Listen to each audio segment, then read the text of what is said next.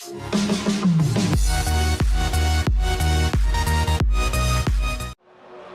going on, guys, and welcome back to Project Cars and another top 10. Today we're going to be looking at the top 10 fastest Road B cars. Coming in at 10th is the BMW 1 Series M Coupe Standsworks edition with a 123.680. All these cars went around the Catalonia National Circuit, so yeah, they're all evenly driven around, same amount of laps with all the cars. The BMW was not bad. It tended to be a little bit slidey. It wasn't terrible, it was a little bit slidey. From what I remember, the gearing was a little bit strange and didn't really suit this track. At another track, this car may be pretty good. It had pretty decent speed and everything about it, but yeah, the gearing was a little bit unusual, and also under braking, I remember it was a little bit twitchy, which wasn't great. In 9th place, we have the Scion FRS Rocket Bunny edition with a 123.553. This car is quite a cool car. It's nice to see a Scion FRS in the game, and this one being a Rocket Bunny edition. The standard Scion FRS Toyota 86, whatever you want to call them, they're in like D class or something. Yeah, having this one, Rocket Bunny edition, slightly faster and everything, and you know, I imagine better handling stuff in the Road B class is yeah, it's pretty cool. And yeah, it wasn't a bad car. However, I think it just lacked a little bit of power compared to some cars. In 8th, we have the Ariel Atom 300 Supercharged with a 123.468.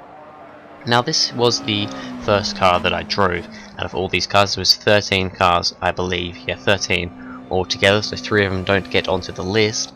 However, you know, even driving this car first, I got a decent lap out of it. It was fairly easy to drive. I reckon this probably a little bit underpowered. I mean, you think of Ariel Atom, you think of the V8. That thing's just ridiculous. These things, you know, not quite as ridiculous. A little bit underpowered for this. However, pretty good around the corners. Sticking with the Aston, the Ariel Atoms, we have the Ariel Atom Mugen with a 123.170. This was once again very, very similar to the 300 Supercharged. A little bit underpowered, maybe a little bit better for this one. Pretty good traction around the corners. Did tend to understeer a little bit sometimes with such good traction. Sometimes getting it turned into some of the corners could be a bit of a pain. However, it wasn't too bad, and like you see, it gets into 7th place, which is pretty decent. Once again, though, I think it is just a little bit down on power compared to the other cars. But however, these two Ariel Atoms are pretty damn close to each other. Next up, we have the Caterham Superlight R500, the 122.424. So we're getting into the 22s now. Yeah, this car's pretty good. I believe the same, the R500 is also in Drive Club. I drove that. That's a pretty decent car as well. The gearing is a bit meh. It's not great for this circuit once again. However, acceleration is amazing with it being so light and pretty decent power. Once again, we're not up there with a lot of the supercars, kind of super sporty cars that we'll see later on, but it isn't bad, and it definitely gets around the corners okay. The Aston Martin Vantage GT12 did a 122.375 and is in 5th place.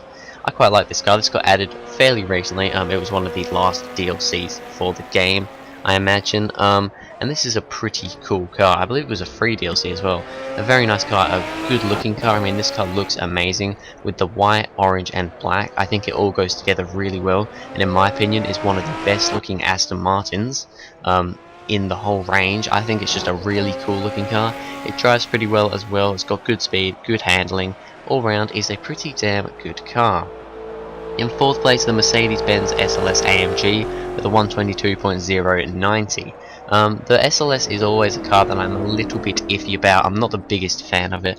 I've started to like it a bit more actually. I don't really mind it, and it drives pretty well. I mean, even here, you know, it looks like a fairly big car, fairly wide and very long car, but it gets around the corners really well. You know, it really handles like pretty damn well. It's a pretty good handling car. It has the power, you know that, and it has the speed and everything. It has the brakes. All around, the Mercedes SLS is actually a pretty good car, and I'm starting to like it a bit more. In 3rd is the KTM X-Bow R with a 122.037. The X-Bow was always going to go quick around here. I mean, It's kind of a good combination, pretty much like the Caterham, of power and weight, you know, with handling and speed. Yeah, it's a pretty fast car, accelerating and decent. Well, it's not the best top speed, but accelerating wise for this circuit, not a problem. And the handling, of course, it's a Crossbow, it's a KTM. The handling is amazing. It's a really good car. I do like the KTM Crossbow. Yeah, pretty good car. Gets itself into 3rd place. And in 2nd is the BAC Mono, the 121.574. This is another car that I was imagining was going to go pretty quick. BAC Mono, known for being a very quick car. I mean, it was in Drive Club when I drove all the supercars. Yeah, doing very well in that game as well. And here it is the same story. Once again, pretty much like the KTM Crossbow. Pretty good power, good acceleration, good handling. Everything's just good on this car. You know, it gets stopped very well. It's all around just a good car. There's nothing to really complain about when you say BAC Mono. It's just an awesome car. It looks cool. It looks a bit wacky. I really like it, and yeah, it gets into 2nd place.